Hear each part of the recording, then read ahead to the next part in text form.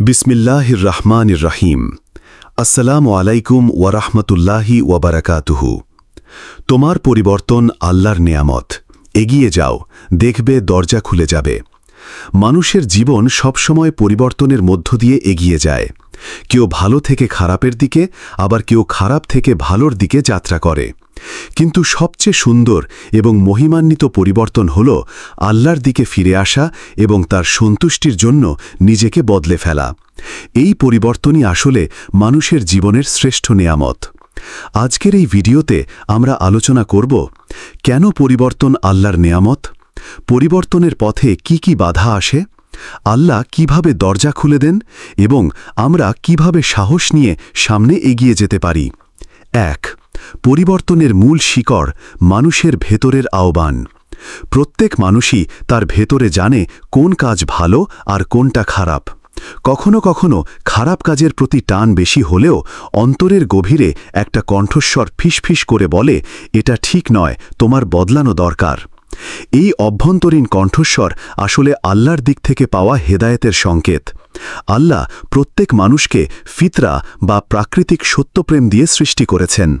তাই যখন তুমি ভালো হওয়ার জন্য সিদ্ধান্ত নাও, তখন সেটাই আল্লাহর নেয়ামতের সূচনা। ২. কেন পরিবর্তন আল্লাহর নেয়ামত? ক. হেদায়েতের পথে আসা। আল্লাহ বলেন, আল্লাহ যাকে সৎপথে পরিচালিত করতে চান তার বুক ইসলাম গ্রহণের জন্য প্রশস্ত করে দেন। সূরা আনআম আয়াত ১২৫। তুমি যখন ভালো হওয়ার চিন্তা করো, বুঝবে আল্লাহ তোমার জন্য সঠিক পথের দরজা খুলে দিচ্ছেন। এটা শুধু তোমার প্রচেষ্টা নয়, বরং আল্লাহর পক্ষ থেকে একটি বিশেষ দয়া। খ. গুনাহ মাফের সুযোগ। তুমি যদি আল্লাহর জন্য বদলে যাও, তবে অতীতের ভুলগুলো আল্লাহ ক্ষমা করে দেন। রাসূল সাল্লাল্লাহু সাল্লাম বলেছেন, যে ব্যক্তি তওবা করে সে এমন যেন তার কোনো গুনাহই ছিল না। ইবনে মাঝা। অর্থাৎ পরিবর্তনের মাধ্যমে তুমি নতুন জীবন শুরু করতে পারো। গ. দুনিয়া ও আখেরাতে কল্যাণ। সৎ পরিবর্তনের মাধ্যমে শুধু আখেরাতেই নয়, দুনিয়াতেও বরকত আসে। রিজিক বৃদ্ধি পায়, মানসিক শান্তি আসে, পরিবারে সুখ নামে। আল্লাহ বলেন, যদি নগরের মানুষ ঈমান আনে ও তাকওয়া অবলম্বন করে, তবে আমি আকাশ ও জমিন থেকে তাদের জন্য বরকতের দরজা খুলে দিতাম। সূরা আরাফ আয়াত ৯৬। ৩. পরিবর্তনের পথে বাধা। যখন কেউ ভালো হওয়ার চেষ্টা করে, তখন কিছু চ্যালেঞ্জ সামনে আসে। ক. শয়তানের ফিসফিসানি। শয়তান তোমাকে নিরুৎসাহিত করবে, তুমি পারবে না, তুমি পাপী, আল্লাহ তোমাকে ক্ষমা করবেন না। অথচ আল্লাহর রহমত সীমাহীন। খ. সমাজের চাপ। অনেকে বলবে, এটা ভণ্ডামি, এভাবে চললে পিছিয়ে পড়বে। কিন্তু মনে রেখো, মানুষের কথায় নয়, আল্লাহর সন্তুষ্টি আসল সাফল্য। গ. নিজের ভেতরের ভয়। পরিবর্তন মানে পুরনো অভ্যাস ছেড়ে দেওয়া। শুরুতে এটা কষ্টকর মনে হতে পারে, কিন্তু ধৈর্য ধরলে সেটা সহজ হয়ে যাবে। ৪. আল্লাহ দরজা খুলে দেন। তুমি যদি সত্যিকারভাবে পরিবর্তনের পথে এগিয়ে যাও, আল্লাহ এমন দরজা খুলে দেবেন যা তুমি কল্পনাও করতে পারবে না। রিজিকের দরজা। হালাল উপার্জনের সহজ রাস্তা মিলবে। শান্তির দরজা। অন্তরে প্রশান্তি আসবে, হতাশা কমে যাবে। সুযোগের দরজা। সৎ কাজ করার পথ খোলা হবে। আল্লাহ বলেন, আর যে ব্যক্তি আল্লাহকে ভয় করে, আল্লাহ তার জন্য বের হওয়ার পথ করে দেবেন এবং তাকে এমন জায়গা থেকে রিজিক দেবেন যেখান থেকে সে কল্পনাও করতে পারবে না। সূরা আত-তালাক আয়াত ২-৩। ৫. পরিবর্তনের গল্প। একজন মদ্যপের কাহিনী। এক ব্যক্তি দীর্ঘদিন মদ খেয়ে জীবন নষ্ট করছিল। একদিন হঠাৎ সে মসজিদের সামনে বসে কাঁদতে লাগল। সেদিন থেকেই সে বদলে গেল। নামাজে দাঁড়ালো, কোরআন পড়া শুরু করল। আজ তার ঘরে বরকত, পরিবারে সুখ। তার পরিবর্তন ছিল আল্লাহর নেয়ামত। নবী ইউনুস আলাইহিস সাল্লামের দোয়া। যখন তিনি মাছের পেটের অন্ধকারে ছিলেন, তখন বলেছিলেন, লা ইলাহা ইল্লা আনতা সুবহানাকা ইন্নী কুনতু মিনাজ জালিমিন। সূরা আম্বিয়া আয়াত ৮৭। আল্লাহ তাকে মুক্তি দিলেন এবং দরজা খুলে দিলেন। এটাই প্রমাণ, সত্যিকারের তওবা ও পরিবর্তন কখনো ব্যর্থ হয় না। ৬. কিভাবে পরিবর্তন শুরু করা যায়? ১. নিয়ত ঠিক করা। সবচেয়ে গুরুত্বপূর্ণ হল আল্লাহর সন্তুষ্টির জন্য বদলানো। 2.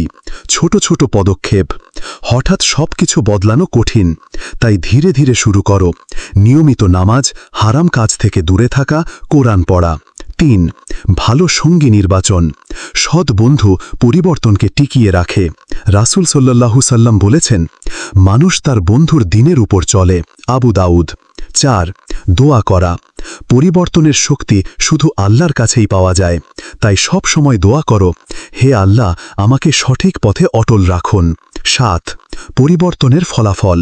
যখন তুমি বদলাও তখন তোমার অন্তরে প্রশান্তি আসে, আল্লাহর রহমত নেমে আসে, আখেরাতের জন্য কল্যাণ জমা হতে থাকে, মানুষের চোখে তুমি সম্মানিত হয়ে ওঠো। প্রিয় বন্ধুগণ, তুমি যদি আল্লাহর সন্তুষ্টির জন্য নিজেকে বদলাও, তাহলে সেই পরিবর্তনই হবে তোমার জীবনের সবচেয়ে বড় নেয়ামত। শয়তান ভয় দেখাবে, মানুষ নিরুৎসাহিত করবে, কিন্তু তুমি যদি এগিয়ে যাও, তবে আল্লাহ তোমার জন্য এমন দরজা খুলে দেবেন যা তুমি কখনো কল্পনাও করনি। তাই দ্বিধা নয়, আজই শুরু করো। তোমার পরিবর্তনকে আল্লাহর নেয়ামত হিসেবে গ্রহণ করো।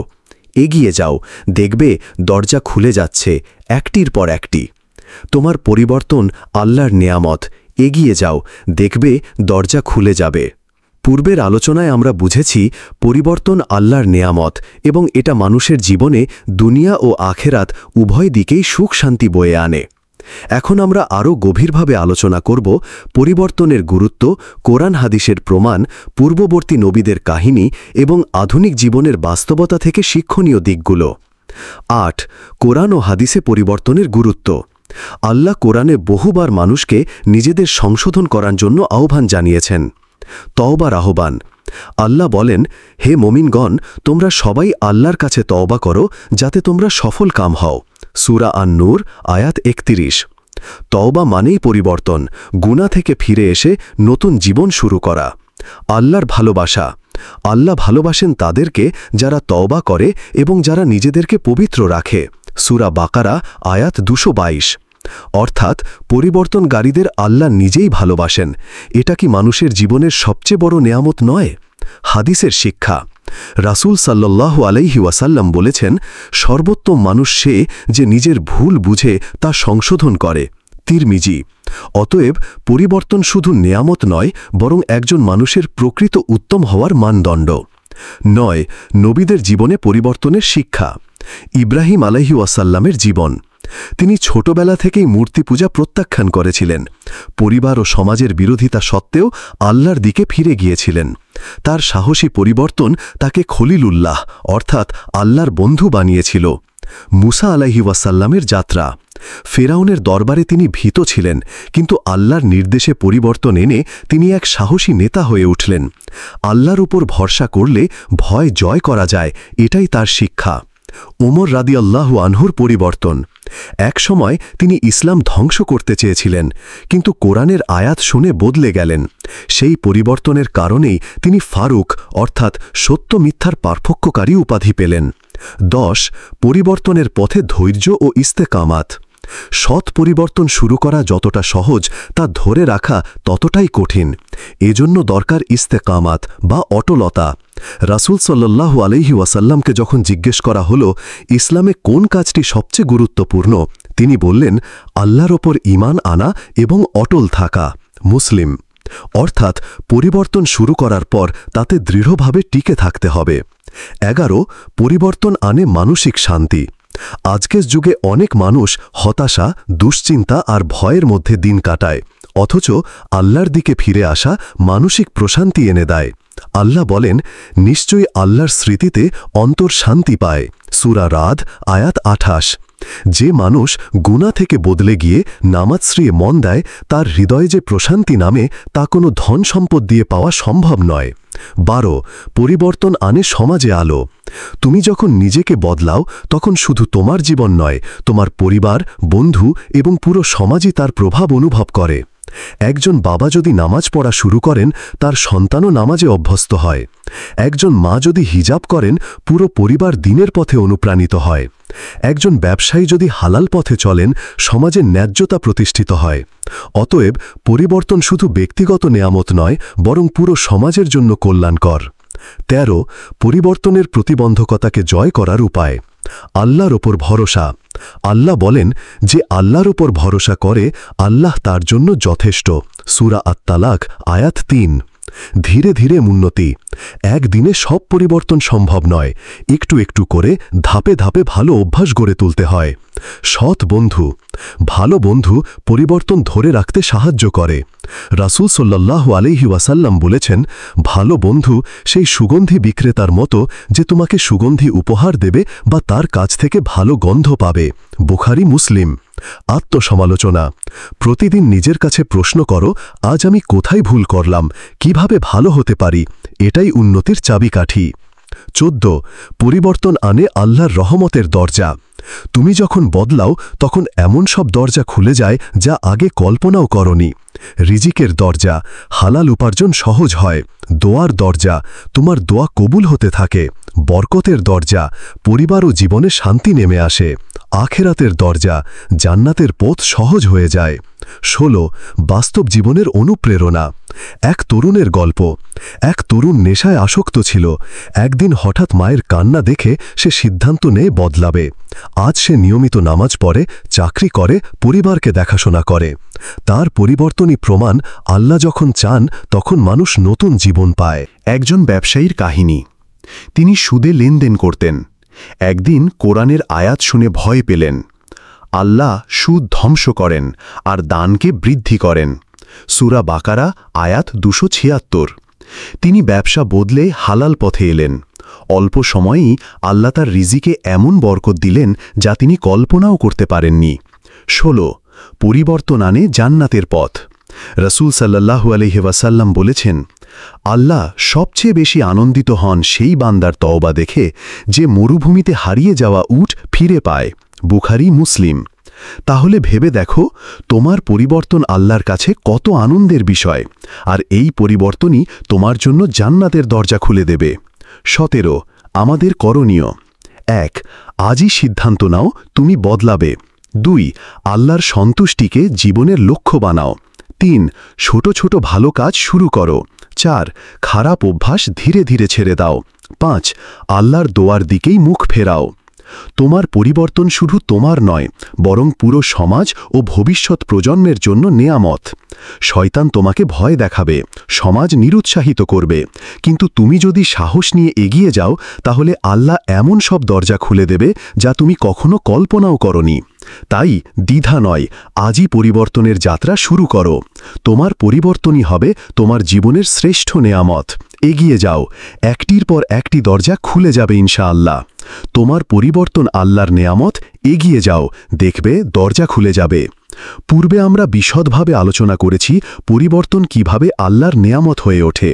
এখন আমরা আরও গভীরে দেখব পরিবর্তনের বাস্তব উপকারিতা, আধ্যাত্মিক ও সামাজিক প্রভাব এবং কিছু বাস্তব দিক নির্দেশনা যা তোমাকে সাহস যোগাবে পরিবর্তনের পথে অটল থাকতে। 18 পরিবর্তনের মাধ্যমে আধ্যাত্মিক উন্নতি।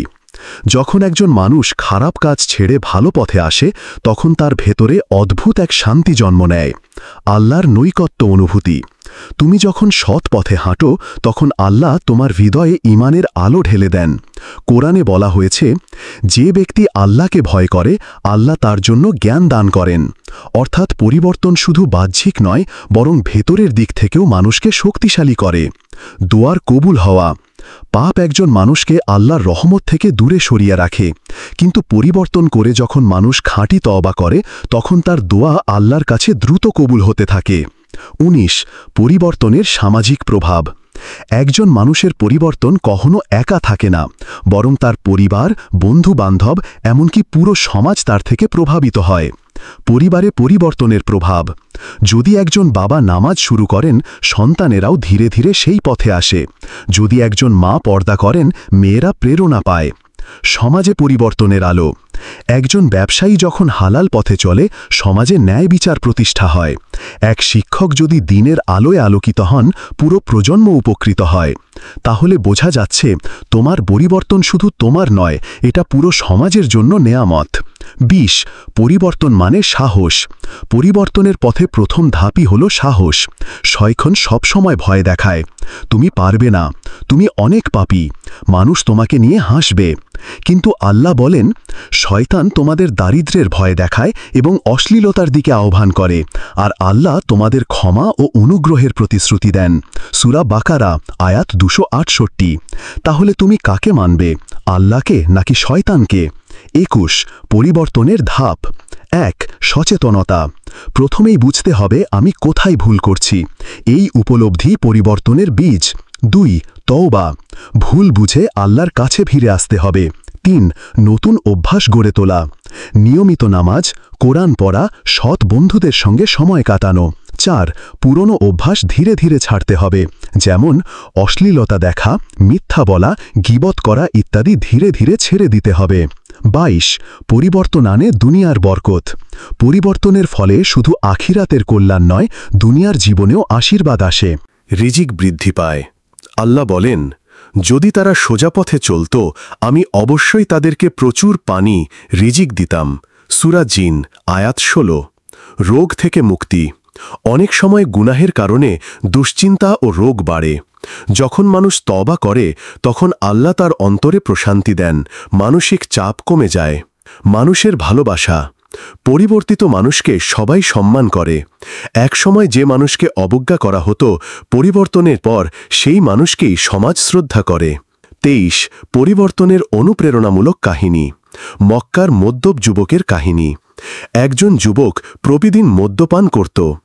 একদিন রাসূল সাল্লাল্লাহু সাল্লামের সামনে আনা হলো, তাকে শাস্তি দেওয়া হলো। মানুষ গালি দিতে শুরু করল।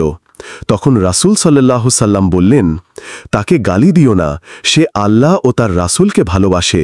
বুখারী। এই ভালোবাসার কারণেই সে পরিবর্তিত হল। প্রমাণ হয়, কোনো পাপী মানুষকেও আল্লাহর রহমত বদলে দিতে পারে। ফুজাইল ইবনে আয়াজ। তিনি ছিলেন এক ডাকাত, কিন্তু এক রাতে কোরআনের আয়াত শুনে কেঁদে ফেললেন। সেদিন থেকে তিনি বদলে গিয়ে আল্লাহর একজন ওলি হয়ে গেলেন। 24 পরিবর্তন ও ধৈর্যের সম্পর্ক। পরিবর্তন সবসময় সহজ হয় না। হয়তো পুরনো অভ্যাস টেনে নিয়ে যাবে।